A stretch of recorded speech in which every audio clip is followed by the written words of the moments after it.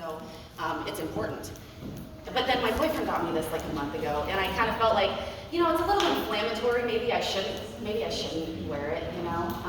But I'm pretty inflamed. I don't know about anybody else. And I figured that this is the event to wear such a t-shirt. So here I am. And I also just wanted to I also wanted to be visible for all of you who are unsure that I am here and I'm standing here, and I'm not afraid anymore to say that what is happening is absolutely wrong and ridiculous, and I won't be going for it any longer. And that is to say that my business closed down before the mandate was even there. I am a responsible person. I care about my family and I care about my community, as do all of you. And I'm really tired of being told that I don't care, and that my business, that somehow in my head it makes more sense that my business makes more, or my business is more important than somebody else's life. And that is just such a loaded thing to say to someone. It is not just a business. It is what puts food on my table for my 8-year-old to eat, and it's what it has allowed me the freedom to enjoy my life the way that I enjoy it. And I'm a tax-paying citizen, and I'm kind of going to go off on tangents. I am Lindsay, by the way.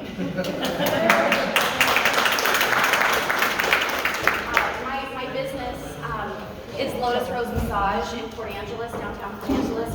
I would say half of the reason I am here is because of my business, and I really am feeling the pressure on the business owner side, on both sides. You know, there are a lot of business owners right now that have all of the paperwork on their doors and they don't necessarily agree with it. But we as business owners are being threatened with $10,000 fines per violation, which means that, Rose, if you want to come and get a massage in the privacy of my own business, where we are both consenting adults, and you're in your 50s at least, you know what's best for your health. And I'm 35, and I know what's best for my health, that if the Department of Health or L&I, or I don't even know who else, any government authority comes in, and they can fine me up to $10,000 per person. And that is where I draw the line. Like, I was willing to kind of just wear the masks in my own business, really just out of the comfort of my patrons, because that's who I answer to, the people who pay me for my service. And I certainly want to make sure that my clients are comfortable. I was willing to go through all of these steps. I ordered a case of hospital disinfectant wipes. We created more space between clients in order to properly, so I'm not irresponsible. I'm not an irresponsible person. I'm not an irresponsible business owner. But when you tell me that I will be in violation of the governor's orders, if I do not force upon you, another consenting adult completely capable of making your own choices, I just draw the line. Like, I'm just not going to be a part of this anymore. And also with my 8-year-old and those of you with children, I'm sure the last couple months, it's been hard for everybody. So I don't mean to dismiss anybody that doesn't have kids. I just am speaking for my own experience the last 3 months. My 8-year-old, anybody that has an 8-year-old or older knows that my 8-year-old has some serious questions right now. And she's wondering why when we go into Walmart, we're not wearing masks, and 200 people are. And so when I answer her, it really came to a point where I couldn't no longer just close the door of my office and quietly tell Rose, my client, you don't have to wear a mask if you don't want to. And that is what most businesses are doing. Most businesses do not agree with this, but we are terrified. And so once we close our door, then we're giving the option to wear a mask or not. But for me, with my 8-year-old, it just felt like such a huge opportunity of a learning moment for her to know what it means to stand by your principles, especially as a young woman, and I was a single mom for 8 years. And so it is just hugely important that I instill in her that she always do what is right in her own conscience. And not only when it's hard, but especially when it is so hard to do these things. And right now is a good example of that. It is so difficult to be one of us in this room that feel the way that we do. And so the purpose of this meeting was to provide some education as far as our constitutional rights.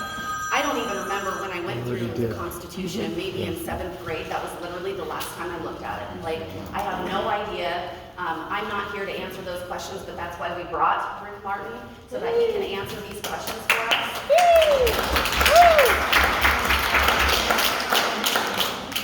And it's my want is to not sway you towards my opinion, but to empower every single one of you to be making decisions that fit your family and your ideals, your conscience, and your business.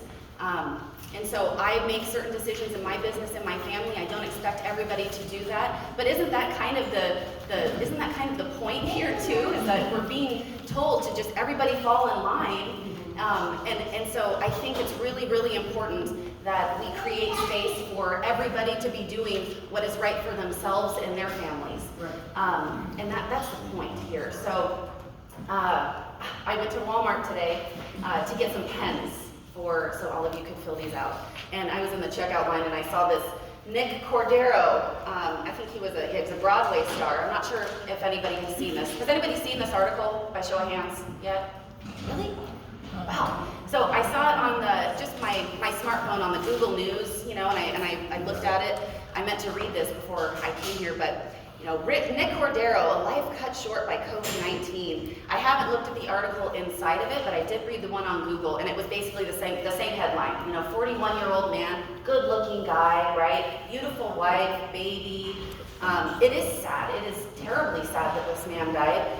But at the very end of this long article about how this man died of COVID-19 is 3 little bullet points after the advertisement part, right? So who reads after that? 3 bullet points, and the last bullet point there was he also had 2 strokes and had fluid in his lungs, fungus in his lungs, and like 2 other things. This is insane, I will also say that, I had never even looked twice at the media until just a few months ago. I mean, that's where I got my information half the time, and it's just been insane to see just total blatant lies like this. And it's lying by omission, because you know what you're doing. You know exactly what you're doing here, and it's wrong. So I just want to bring attention to this. And so the purpose of this meeting is to get educated, to know all the facts so that we can all be making our own choices that fit our lifestyles, families, and ourselves. But also because it was just until a few weeks ago, I felt like I'm going crazy. My mom feels differently than I do. A lot of my friends feel differently than I do. When I post something on Facebook wanting to have conversations and really putting it out there, like, I want to have conversations. I don't want to have arguments or debates. I want to understand what's going on here, and just getting blasted after blast. And my character being questioned and destroyed, and people I haven't seen in 10 years saying things like, I'm doing my 8-year-old, my daughter, a disservice by even asking questions. And this is the reality. I mean, who else has experienced something like this? For real. Who has been accosted in a Walmart for not wearing a mask? By perfect strangers. I mean, and it's I really am trying in my head to approach these people in a compassionate and loving way, because they are so fearful right now that is what is causing people to yell at us in grocery stores, and to say things like, you're not wearing a mask, you don't care if I'm gonna die. Like, how do you argue with that? I can't even, there's nothing I can say to you. You're my friend, and I love you, and of course I don't want you to die. Is that literally what you think is going on here? That I want to kill you? Like, come on. And you are going to die. Right. Someday. Right. I mean, life is a risk. Life is a risk. And so, let's see. So, I keep coming back to this. So, the reason that we're doing this is to gain hope, but also because up until a few weeks ago, I was so alone and drowning in all of these comments and people attacking my character. And what do they call that? Gaslighting or something? Where I am like, I'm going crazy. I'm literally losing my mind. Like, really, I might have a mental condition, because I am not, and I'm not even kidding. And it comes and goes, too. It's not just one time, lost 3 months. Seriously, it makes me feel like I'm going insane. And so that was the other part of this. A good 50% of it for me was to be able to look around and and know that I am so not alone. And I wanted you all to be able to look around and know that you are not alone. All of these people in here, we have different beliefs. Some believe, it's the mask of the beast or religious reasons, or some people don't believe that the virus exists at all. Others are concerned about their constitutional rights. But here we are, all of us in this one room, and we're here together. And so I just really wanted to drive that home, that we are not alone, and that we have each other, which is another reason why I wanted you guys to fill this out, so that we can stay connected. Because if anybody's experiencing life right now like I am, it's every day something is happening. Even at Walmart when I bought this, I'm going in and the guy at, because I'm sure everybody's been to Walmart right now, they have two guys, they have one counting and the other one now handing out masks. And I walk by him and he goes, so it's a local regulation now that we're enforcing masks. And I go, oh, a local or state? Or is this a new Walmart policy? And he goes, no, this is an order from the governor. And I go, oh, okay. And I just keep walking.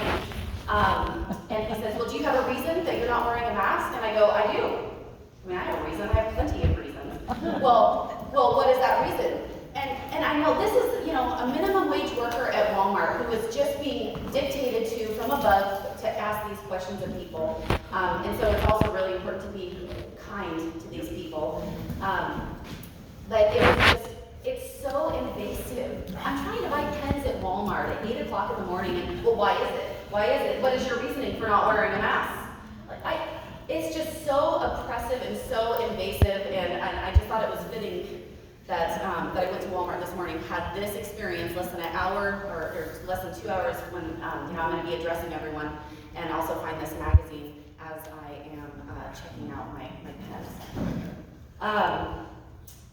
So let me see if I have anything else. Okay, I think I'll just wait. Yeah, what did you tell him? What did I tell who? The guy at Walmart. Oh, well, he just said, well, do you have a reason? And I go, I do. And he goes, well, what is that reason? And that's just where I draw the line. It's not your business. I'm not going to be rude to you, but I have some things to buy now. So I walked away, and he yelled, he goes, well, I hope you have a good day. And I turned around and I hope you have a good day. I mean, it's not his fault, Yeah, but it's hard to anyway. So let's go ahead and introduce Rick Martin. If you have any questions, write them on the back of your paper. We want to try to take all questions. And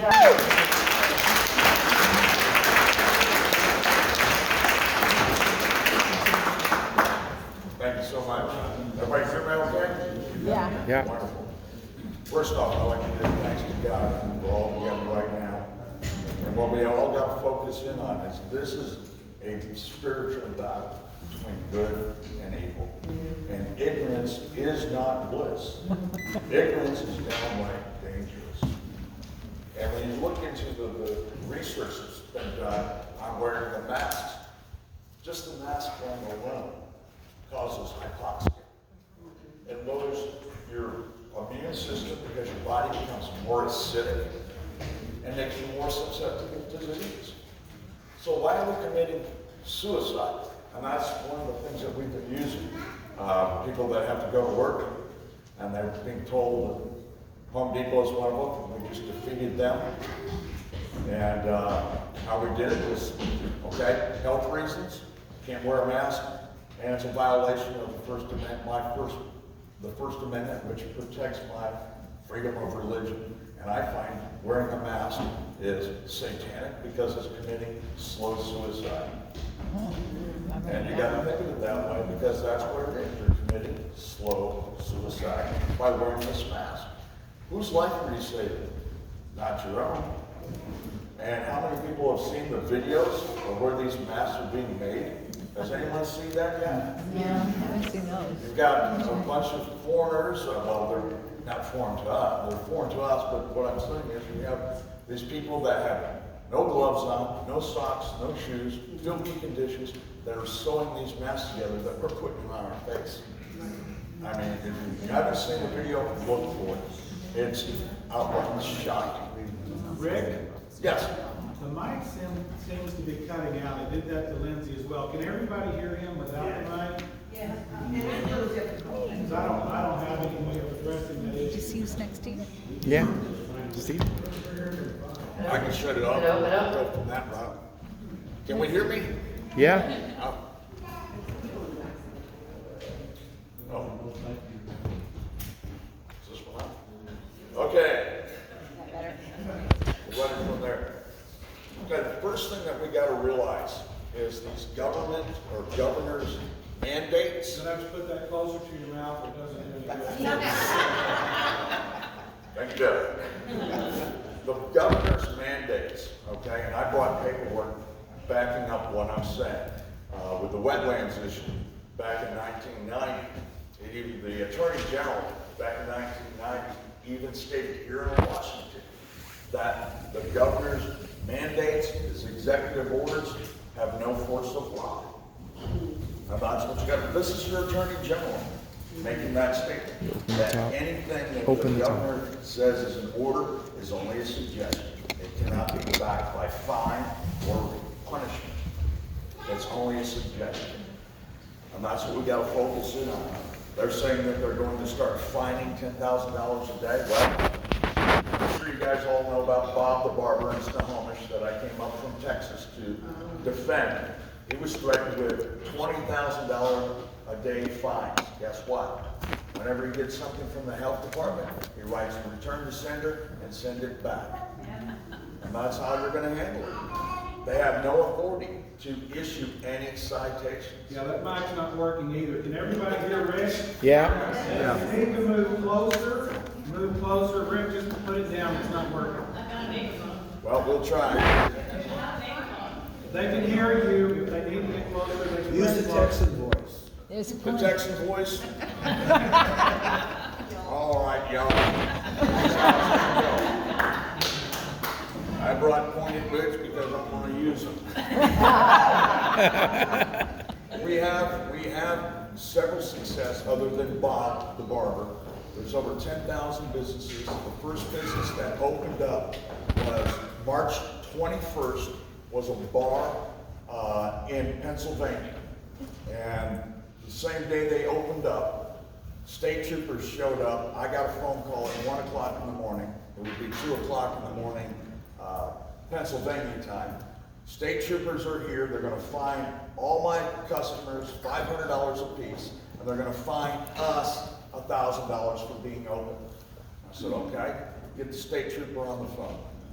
I talked to the state trooper, explained the law, and then I said, now, if you know, now that I've explained the law to you, and you knowingly and willingly fine his customers $500 for not social distancing, and the bar owner $1,000, I'm now going to come after you in your private capacity, because you knowingly and willingly violated your oath of office and the rights of the business owner and his patrons. He left and apologized. I've talked down health inspectors here in Washington, California, Colorado, and I tell them basically the same thing. Here's the law, okay? That has no force of law.